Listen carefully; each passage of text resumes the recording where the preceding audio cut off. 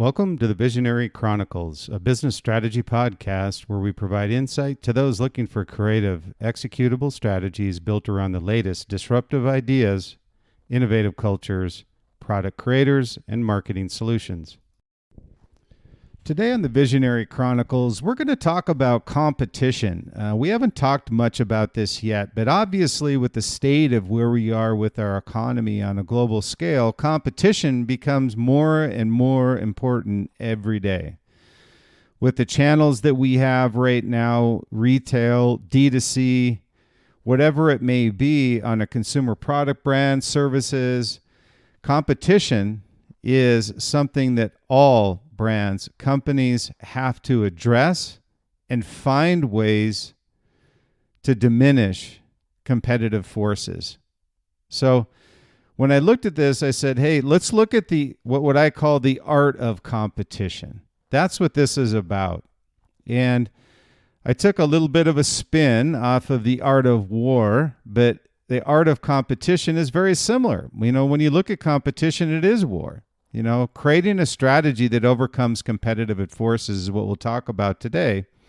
But I thought there was a great quote from Sun Tzu, The Art of War, where he talked about know your enemy and know yourself, and you can fight 100 battles without disaster. I found the art of war to be very similar to the art of competition. The forces of competition. How do you go to battle without pulling a sword? These are all things that when you look at competitive strategy is how to diminish and crush your competition without having gone to battle with them. So when we look at the forces of competition, what is this? It determines strategic planning, marketplace execution. These are all things that are shared among all industries. But those who can anticipate both industry and competitive moves will succeed for generations. And that's what I've seen time and time again. The anticipation to be a step ahead of your competition. Apple with the iPhone, the iPod, the music industry where Apple actually disrupted that. These are all areas that when you look at Tesla and the electric vehicle, all of these things are not just progressions, they're disruptions.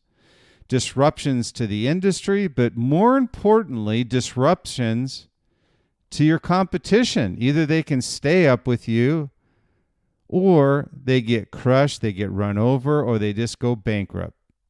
And these are things when you look at the art of competition, many times all the things that we discussed previously or things we talk about today are really things that really are controlled by you. So when you look at this art of war, the anticipation is the art of war. And brands who fight and win the battle, without having pulled a sword are the ones who have mastered the art of competition. And that's one thing I look at here when we talk about forces of competition. How do you gain a competitive advantage? Finding ways to anticipate. I always found that one word to be very, very powerful when I talk with brands and when I present to companies is anticipation.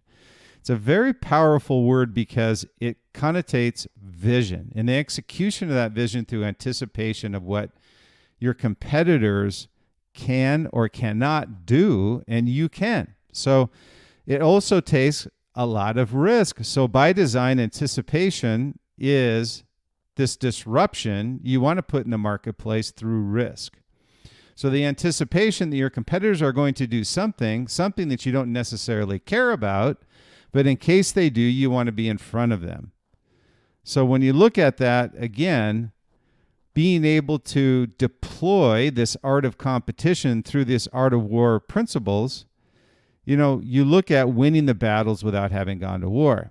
That's the first thing I always look at when I talk with companies, but unfortunately many have gone to war and have shown nothing for their efforts. A strategy which is built on a foundation of brute force inevitably fails. So you want to make sure you're strategic about how you go to war or how you fight your competition What are things you're going to deploy strategically, their anticipation of either what the marketplace is going to do and or what your customer needs. Either way, you're a disruptor, and as a result, you gain market share. So find a way to determine outcomes before they are fought. And you'll build a team and a brand set on a solid foundation. A fortress, I call it. A fortress no other can penetrate. And what I mean by that is that when you have a vision and you actually are dedicated to that vision and you're anticipating what the marketplace needs, not what it wants, you're a disruptor. So when you look at building this fortress, your team will follow you. The brand, the vision, everything you've set up as a foundation will benefit as a result. So creating a culture where everyone knows their role in executing that strategy, that foundation, works together to ensure the foundation stands and others envy. That's what your team wants. They want to work for a company that's dedicated to disruption, one that's dedicated to being a leader, one that when others look outside their four walls, they look at them with envy. They envy what you've made, what your vision of the future is and how you've been able to consistently execute that vision. The best they can hope for is to follow in your path, but never lead. That's the objective of a disruptor, one that will win every battle without having gone to war. So when you look at that, they're never going to lead, and that's where you want to be from a competitive perspective. So when we look at these forces, there are several forces brands must be aware of in order to execute that art of competition in the marketplace. And we'll look at a few of them today. The first is what I call this new blood. This is this new competitor in the marketplace. And with this scenario, new blood is that latest entry into the category.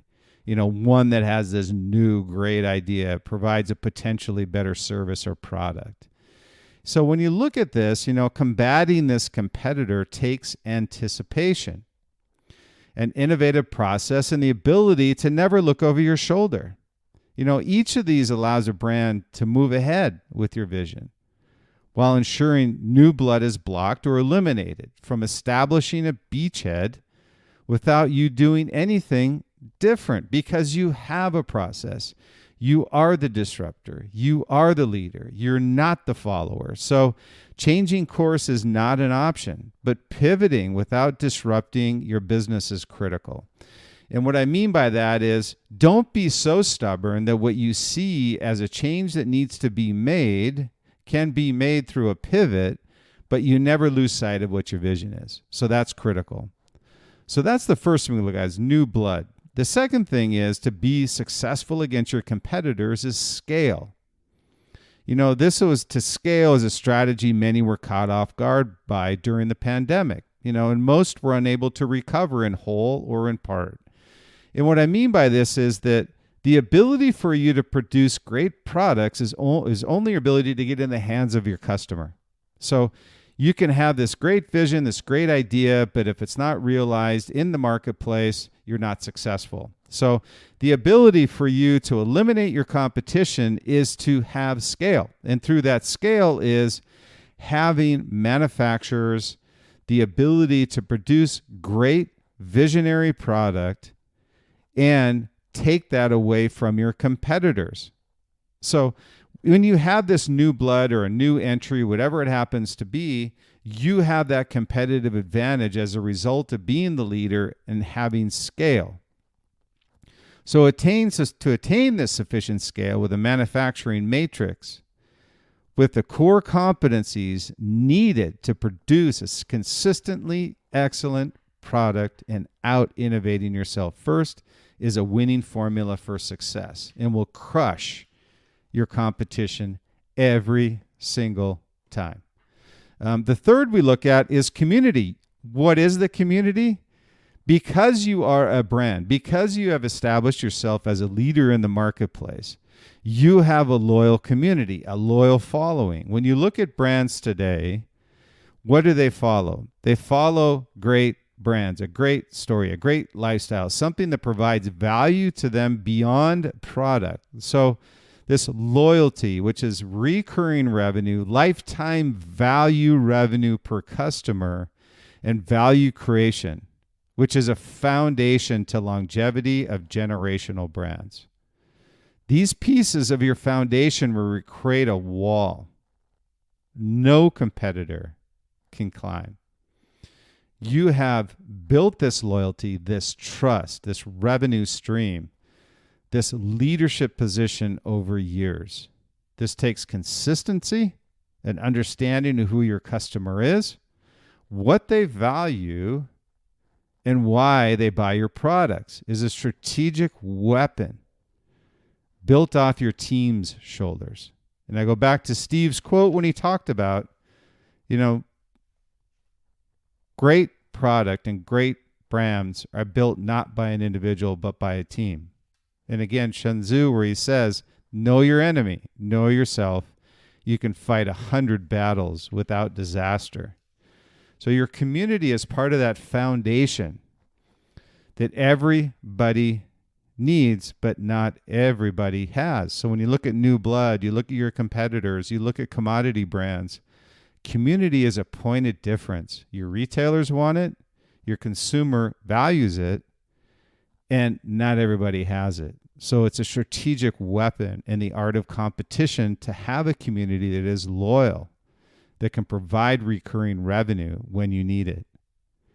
And the fourth piece is commodity players. And I call it players because they're players, is the imitators, not the innovators, are the commodity players. They're not to be feared, but rather these are the ones to be called out and challenged at every turn. Imitators take great products and churn them into products or of inferior quality and lower tier price points. As a result of what they do, they don't build any trusting, loyal community that embraces a value provided by a true brand, but rather it is following or looking for the next significant drawdown. They're not doing breakaway innovation. They're not doing breakaway products. They're following great brands who have built great products. Now, there's nothing wrong with commodity players, and you don't need to worry about them because they're never going to leapfrog you because that's not their culture. It's for them to follow you. But call them out as imitators. Call them out who they are. They're not the innovators. Some have been successful with this strategy. But this is like building your foundation on sand versus rock. Your choice. And the last one we'll talk about is rivals. Now, this is the most threatening part of a brand executing its future vision, is its direct rival. Those who have authentically built a loyal community, created their innovation pipeline, and stayed true to their foundation. The complete opposite of the commodity players that are effectively following every move an innovator makes. So when you look at rivals, they are to be respected. And so when you look at this is where the art of war principles provide the most benefit. This is where you want to be very strategic. This is where you don't want to draw a sword. This is where you want to anticipate the moves of your rivals.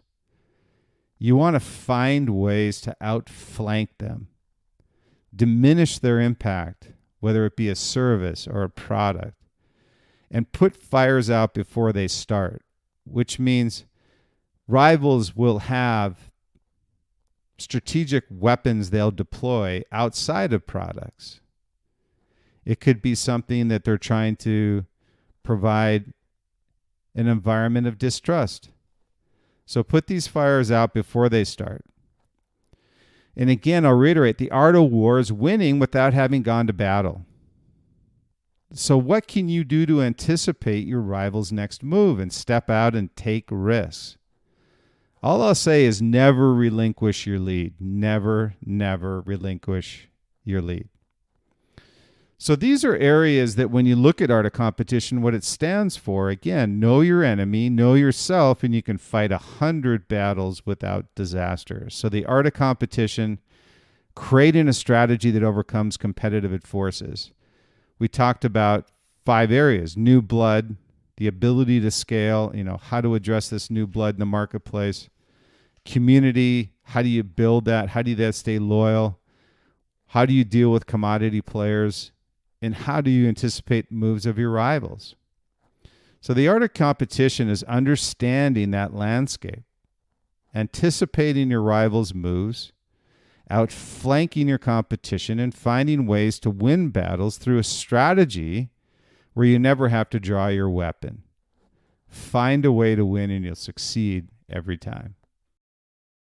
I wanted to thank you for listening to the Visionary Chronicles podcast. And hopefully you find the information that we put out each week very useful. And what we found through reviews and when we were originally putting together their Visionary podcast was found both personal and professional advice as well as information those listening to the podcast were looking for. So we wanted to be unique in that way, and hopefully you found that to be the case. And appreciate the reviews that you've been sending in, and we would certainly appreciate you signing up for our newsletter as well, which is an expansion upon what you're seeing on or hearing on the Visionary Chronicles podcast. And you can find that at 2 locations. One is bryansmeltzer.com, BRYANSMELTZER.com, or our company site, liquidmindsite.com, LIQUIDMIND